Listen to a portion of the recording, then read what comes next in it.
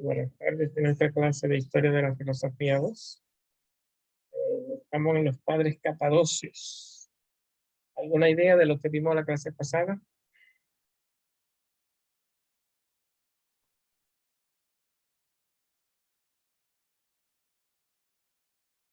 Nada por ahora, ¿no? Comenzamos hablando de San Basilio el Grande, ¿verdad? También hablamos de San Gregorio Nacianceno, me parece. Entonces, los aportes no eran muy abundantes. Decíamos que los tres habían, en la escuela de Capadocia, habían tenido la influencia de los padres alejandrinos, ¿no? Clemente y Orígenes, huyendo por las persecuciones a los cristianos, se situaron allá en Capadocia y entonces con estos dos maestros, pues la iglesia floreció. La iglesia perdón, la escuela de los Capadocios. Y entonces el aporte que veíamos de San Basilio el Grande era el concepto de un Dios que crea de la nada. Un Dios que crea de la nada, el Génesis. Dios crea el mundo con el tiempo. Dios no crea en el tiempo.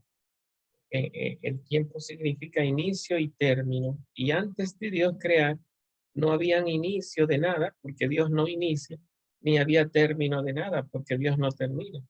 Ni siquiera en cosas que pensar, porque eso significaría que Dios estaría mudando de cosas que sabe a que no sabe, lo cual significaría que habría un Dios imperfecto que no lo sabe todo de una vez y por todas.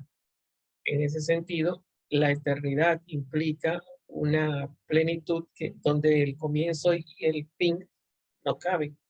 Entonces, ni en la vida el ser de Dios, ni en el pensamiento de Dios. Por algún misterio de la voluntad divina en algún momento, según nuestra tradición recibida, prorrumpe y crea. Entonces, y al crear, inicia, por lo tanto, lo que comienza, se puede comenzar ya un antes y se puede comenzar a hablar de un antes y un después. La creación se inicia con el tiempo. Entonces, ¿de dónde crea Dios? Ahí está como el tema interesante de San Basilio. ¿De dónde crea Dios? El concepto de lo divino, un Dios creador, y el concepto de un mundo distinto a como pensaban los griegos. Porque los griegos nos ponen un mundo eterno. Si, por ejemplo, si hablamos del cosmos de Aristóteles, el mundo no inicia, el mundo de Aristóteles siempre ha habido gallina, árboles, sol, etcétera. Eso es eterno. Ese eterno retorno. Si vamos a los primeros filósofos, Tales, Anaxímenes y Anaximandro, Tales dice todo viene del agua, pero el agua es eterna, el agua es ingénita, imperecedera. El agua permanece, no tuvo un inicio. Y si vamos al aire de Anaxímenes, lo mismo. Y si vamos al Aperón de Anaximandro, lo mismo. Estos atributos de eternidad cambiantes son cósmicos, pero cuando pasamos aquí al teocentrismo, el que habla de una creación no eterna. Recuerden que Orígenes hablaba de almas eternas, nuestras almas no habían originado. Entonces, quien habla de que las cosas y que todo es creado después de Dios, es aquí San Basilio, ¿no? Es a quien le debemos este aporte en la historia del pensamiento. Claro que habrán muchas cosas más pensadas, ¿no? Pero se van como, así como se van rescatando las ideas que se van estableciendo, se van quedando ahí en la historia aquellas personas que van dando ideas que se van estableciendo. Entonces, de lo mucho también que habrá dicho San Basilio, pues solo se nos guarda esto, ¿verdad? Hay dos mundos, el visible y el invisible. Dios creado de la nada y sin materia preexistente. ¿De qué se valió Dios para crear? Entonces ahí hablamos de un Dios mágico, ¿verdad? Dios no tenía nada debajo de la manga, ni existía algo de donde Dios formó nada, sino que por la pura voluntad y por la pura libertad aparece, y entonces lo que no existía apareció. no por un acto de trabajo, sino por un acto de voluntad y sabiduría, sabiendo lo que hace y queriendo hacerlo. Entonces el poder de la magia, las cosas aparecen de la nada. Creó el tiempo justamente con el cosmos. Dios imprime las formas en la materia.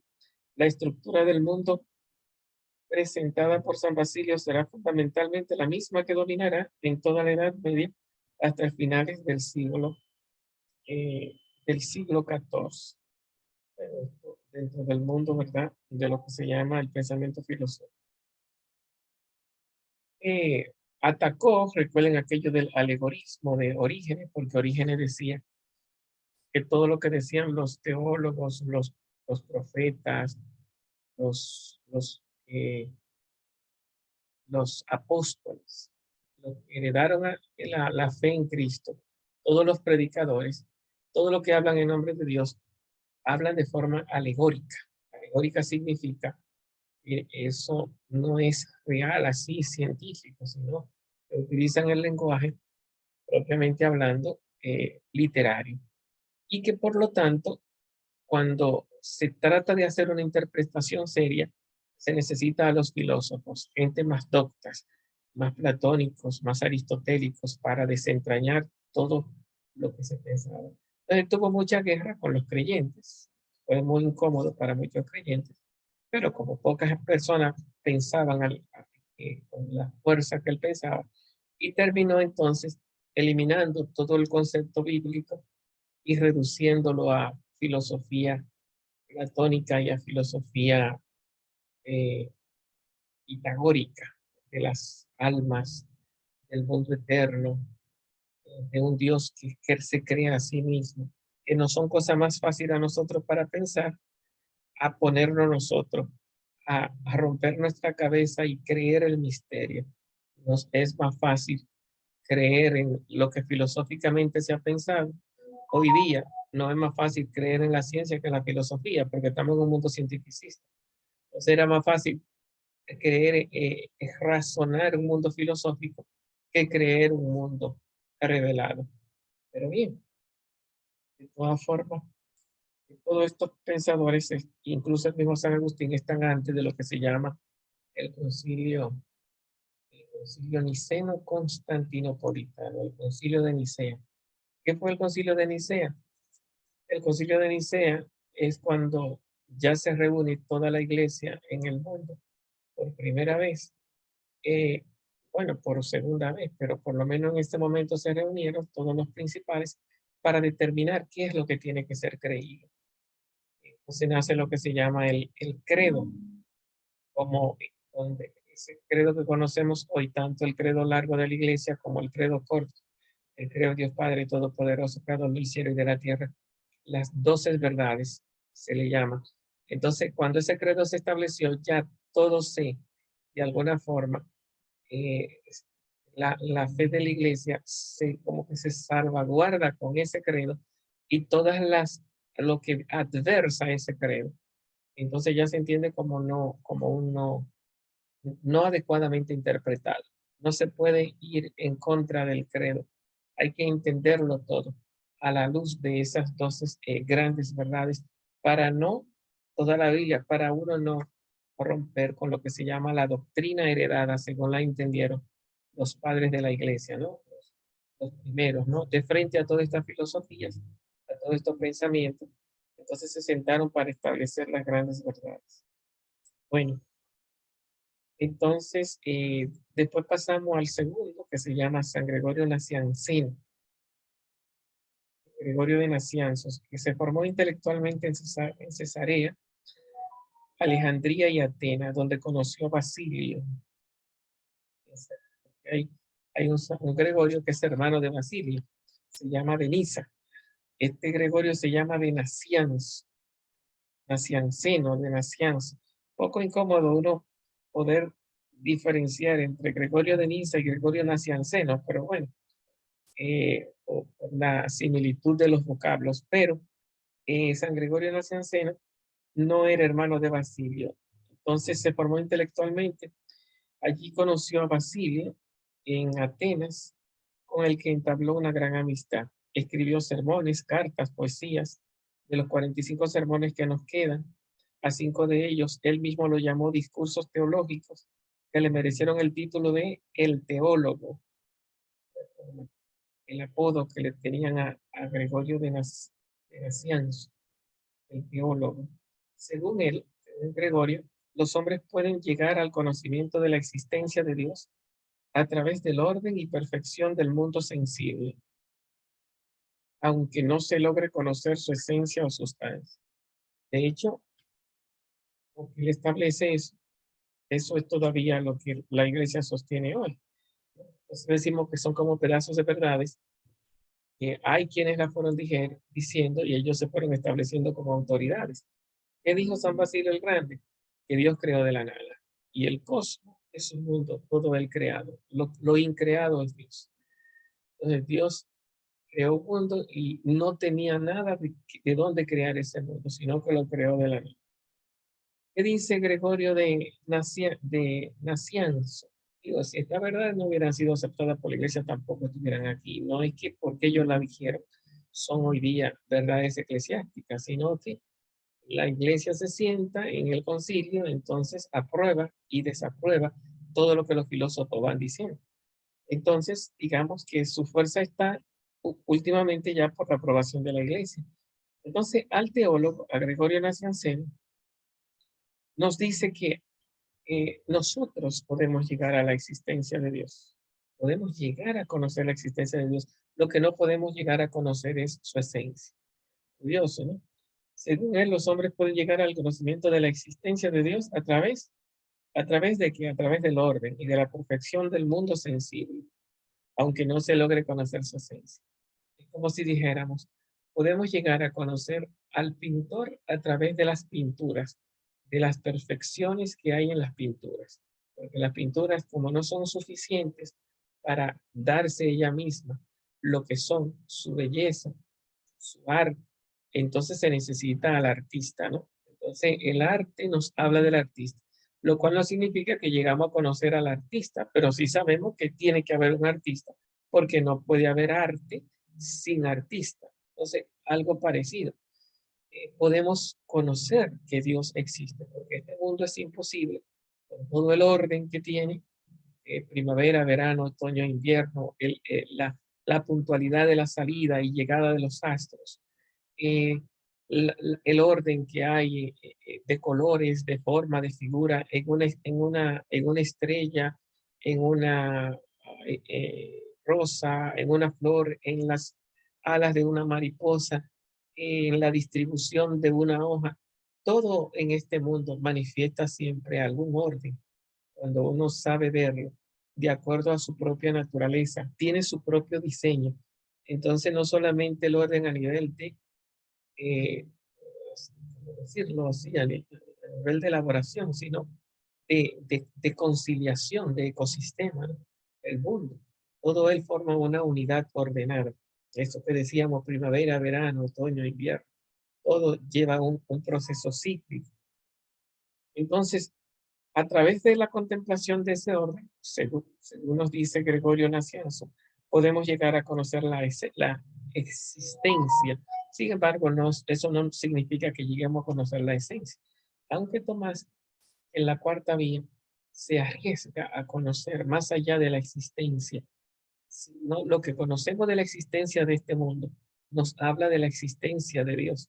Y en la cuarta vía de la existencia de Dios nos habla de la esencia a la que filosóficamente podemos llegar.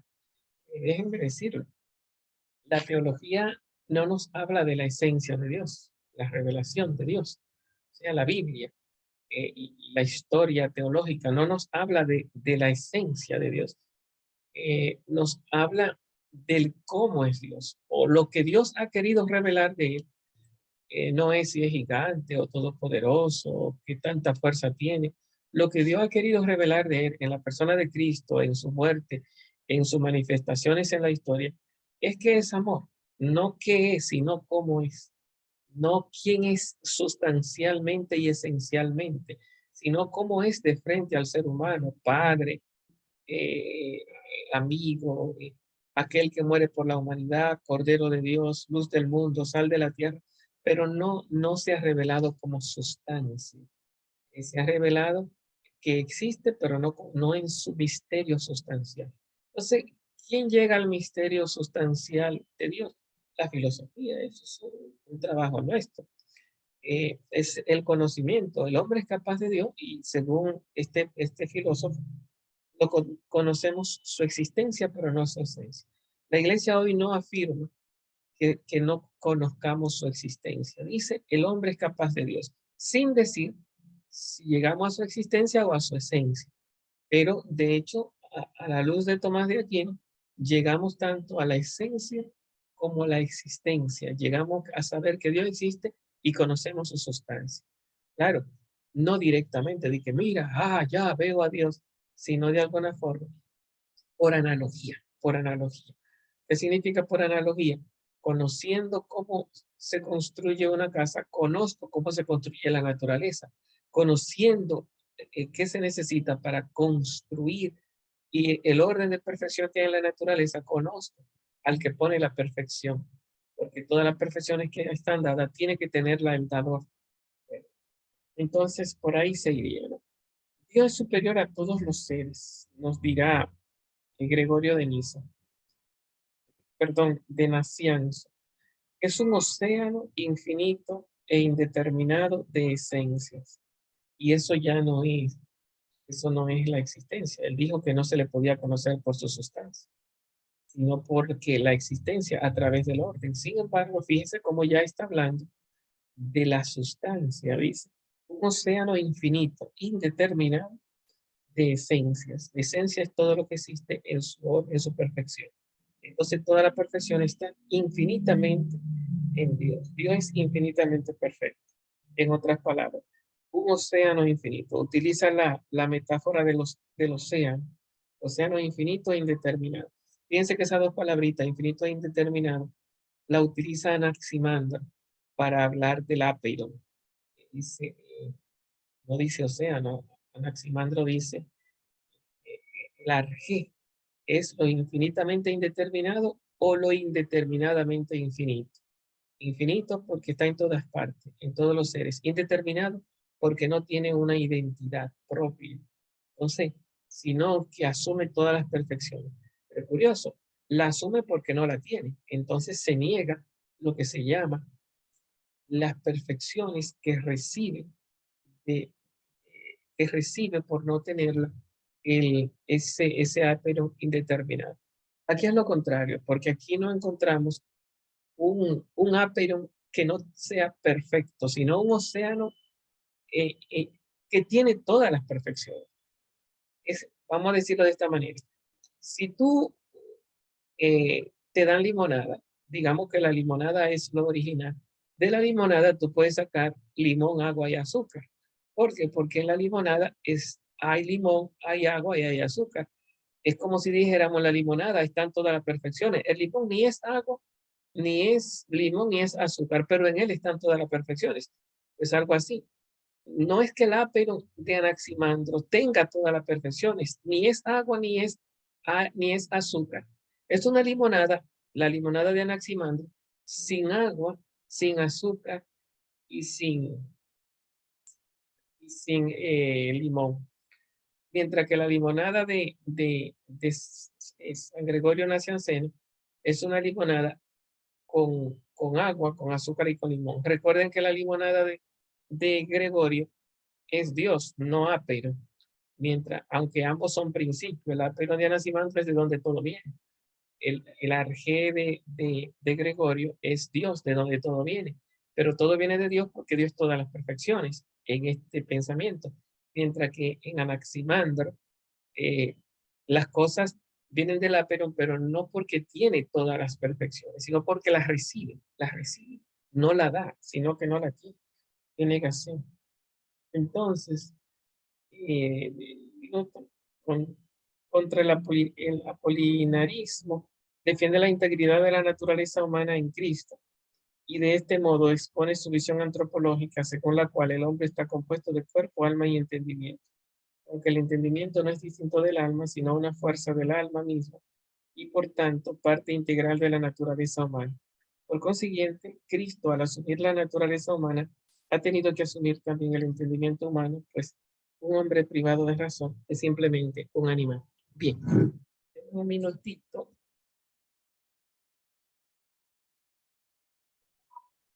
Nosotros habíamos visto ya un poquito estos dos pensadores que he presentado. El último que nos faltaba por ver es Gregorio de Niza. Vamos a ver.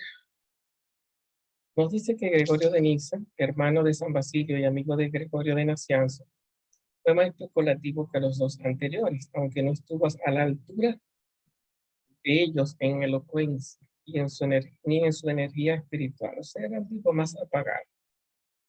Era Gregorio de Niza fue un espíritu, sin embargo, más agudo, más sistemático, más penetrante, o sea, más reflexivo.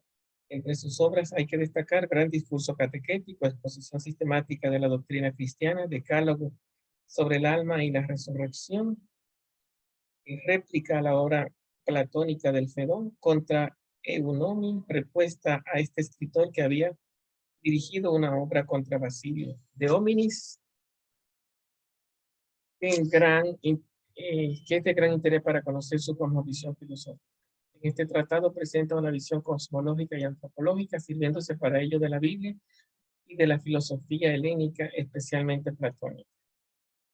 En la detallada descripción del mundo celeste y terrestre se encuadra al hombre como centro de la creación. Aquí viene entonces ya la parte filosófica de Gregorio de Niza, hermano de San Basilio. Dice que sobre el mundo celeste y terrestre se encuadra al hombre como centro de la creación. Nosotros somos como Aristóteles el minicosmos, el centro. Dios creó todo para el hombre, como rey y como señor, conforme al relato del Génesis, porque Dios puso todo bajo sus pies. El ser humano aparece como criatura más perfecta y como el fin, el para qué de todo este mundo. El fin próximo hacia el cual se ordenan todas las cosas materiales. ¿Para qué Dios creó este mundo? Lo creó para el ser humano.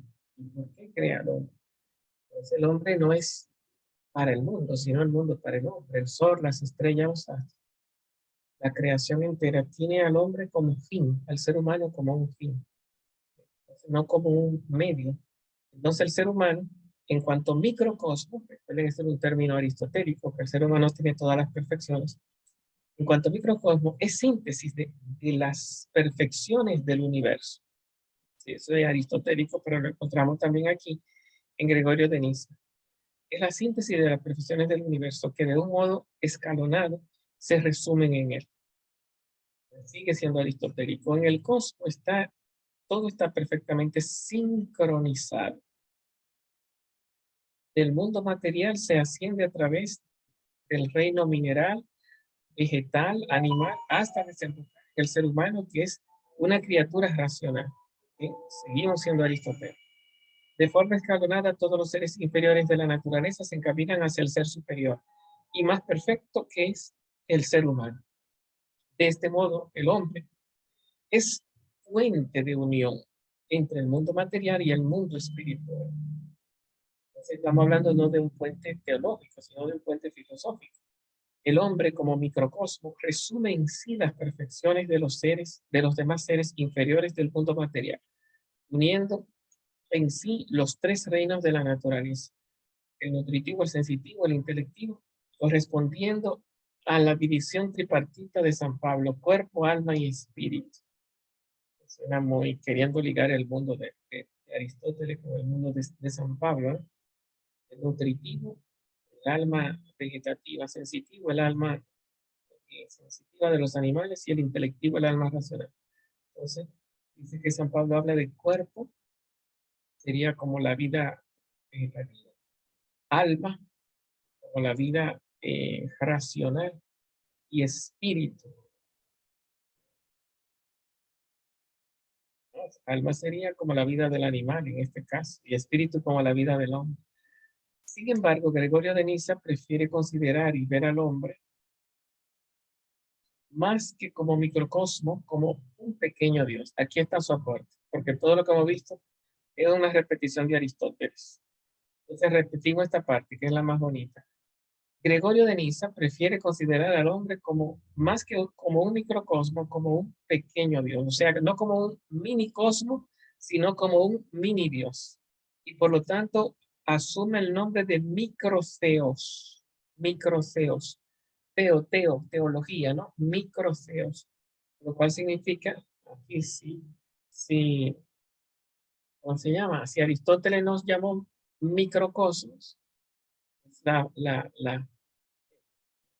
concepto filosófico más elegante de Aristóteles con respecto al ser humano, cuando le llama animal racional, el ser humano es un microcosmos porque tiene todas las perfecciones de la naturaleza. Pues aquí encontramos a Gregorio de Niza, que nos llama no microcosmos, sino microseos, pequeño Dios. Bueno, entonces el primero nos habla de que Dios creó de la nada. El segundo, San Gregorio de Niza, San Gregorio de Nacianzo, nos habla de ¿cuál era la idea principal de Gregorio de Niza? El concepto,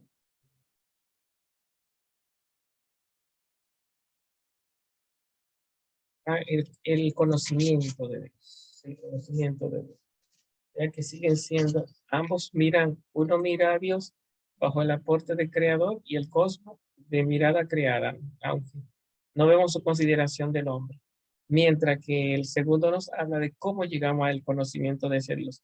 Ahora hablamos del tercero, ¿verdad? Que es Gregorio de Niza. Y Gregorio de Niza ya nos habla de qué es el hombre, donde no se ve, donde no entraron, parece ser el mejor aporte de los dos primeros no está ahí, en qué es el hombre. Entonces aquí, en qué es el hombre, entonces nos habla de un microdios, microseos. Con la creación del hombre se concluye la perfección del universo, que contiene en sí una formidable y variadísima armonía. Al interpretar el texto del Génesis sobre la creación del hombre, Gregorio subraya el verbo hagamos, al que da un sentido trinitario, resultado de la acción conjunta de tres personas. Cuando Dios crea al hombre no dice hágase, sino es el único momento en que Dios dice hagamos en la Biblia. Hagamos al hombre a nuestra imagen y semejanza. El hombre, por tanto, es imagen de la Trinidad, y no solo en cuanto al alma, como se interpretaba generalmente, sino también en cuanto al cuerpo.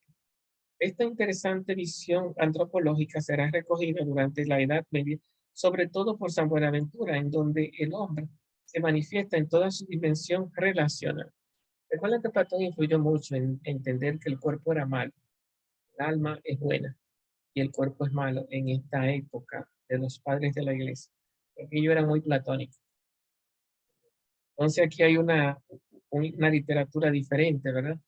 Salvar el cuerpo como parte de la Trinidad. Dios dijo hagamos y el cuerpo del hombre es parte de esa Trinidad hecha por Dios. De manera que el cuerpo no es cárcel, ni es tumba, ni es lugar de castigo, ni los gustos del cuerpo. Por ser del cuerpo son malos. El hombre no es malo por ser corpóreo. Frente a la grandeza del hombre, visto desde Dios, aparece la otra cara de su debilidad manifestada en la existencia corpórea y efímera. Repito eso. Frente a la grandeza del hombre visto desde Dios, aparece la otra cara de su debilidad manifestada en la existencia corpórea y efímera.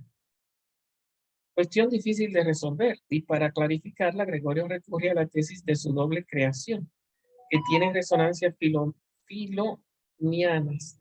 La primera creación sería genérica y se refiere a aquella general en la que está incluida toda la especie humana, sin distinción de sexos, con un alma limpia y un cuerpo casi espiritual. La segunda, después del pecado, y en vista a la continuidad de la especie, sería la creación del hombre terrestre, Adán y Eva. Fíjense por dónde va este.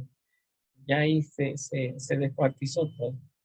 Dos creaciones, una antes de Adán y Eva y otra creación después de Adán y Eva. Sería con Adán y Eva, dice después del pecado, es decir, la aparición del hombre y de la mujer que han generado la especie humana histórica. En cuanto al origen del alma, confiesa que se trata de una cuestión difícil de precisar, pero rechaza la tesis de Orígenes sobre la preexistencia de las almas. El alma y el cuerpo tienen un origen simultáneo en el que colaboran tanto Dios como los padres. El principio de ambos es único, la voluntad divina como razón última y la generación humana como causa próxima. Entonces, dice que Dios creó al primer hombre con alma racional y con un cuerpo mortal. Y en este sentido, Adán ya estaban contenidos virtualmente en los cuerpos. Pero ahí hay un pensamiento fuerte que yo realmente no quisiera meterme en él, porque habría que extender la clase si yo entro en ese problema de las semillas eternas en las almas, de las almas, que eso lo va a resolver ya San Agustín cuando entre en escena este problema de si el hombre viene de sus padres o viene creado por Dios. En ese sentido, ¿es imagen de Dios o es hijo de Adán y Eva y por lo tanto viene con la herida del pecado original? Ya este pensamiento, que es propiamente teológico, está siendo filosofado aquí, no solamente por sino por muchos pensadores, pero este le dio sus lineamientos muy convincentes, aunque al final continúa con el problema. Pero sí, entonces para nosotros, digamos que los capadocios, el aporte del primero, de San Gregorio, de San Basilio el Grande, sería un Dios eterno que crea de la nada y un cosmos creado de la nada con el tiempo. Es el aporte más importante. El segundo, San Gregorio de Nacianzo, no de Niza, sino de Nacianzo, nos habla del conocimiento de Dios. A Dios se le puede conocer a través de la naturaleza en su existencia, aunque no en su esencia. Sin embargo, nos da una fórmula de su esencia muy digna, ¿verdad? Océano infinito e indeterminado de todas las esencias. Todas las perfecciones están en Dios. O sea que nos habla, aunque dice que no se le pueda conocer filosóficamente su sustancia, nos habla de su perfección sustantiva. Y por último tenemos a San Gregorio de Niza, hermano de San Basilio el Grande, que nos va a hablar del hombre como un mini Dios, ¿verdad? Como un pequeño Dios. Más que un mini cosmos, o imagen y semejanza de Dios, un mini theos, ¿no? Un pequeño Dios en su fórmula. Hay otros conceptos que habría que considerar, pero hasta ahí hemos llegado para nuestra clase. Yo creo que las orientaciones para su examen ustedes la tienen y para su trabajo final tienen que enviar. Si alguno no me lo ha enviado, con sus dos partes, ¿verdad?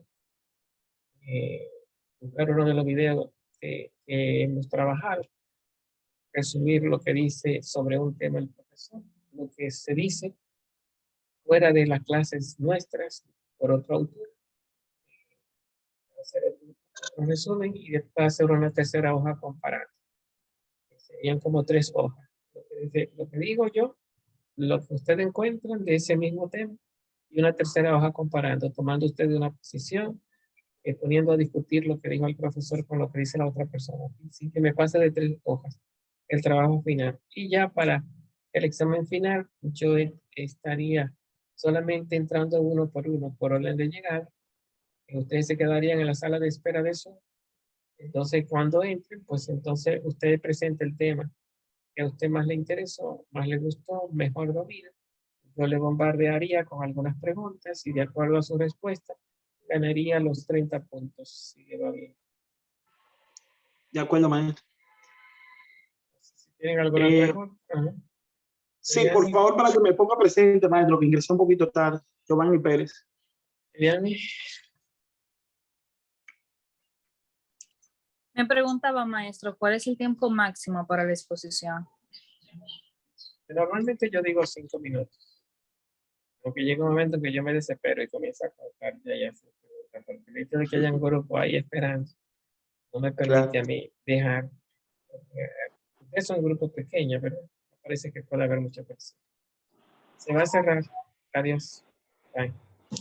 Muchas gracias, maestro. Nos vemos. Bye, bye. Pasen buen resto del día. Igual.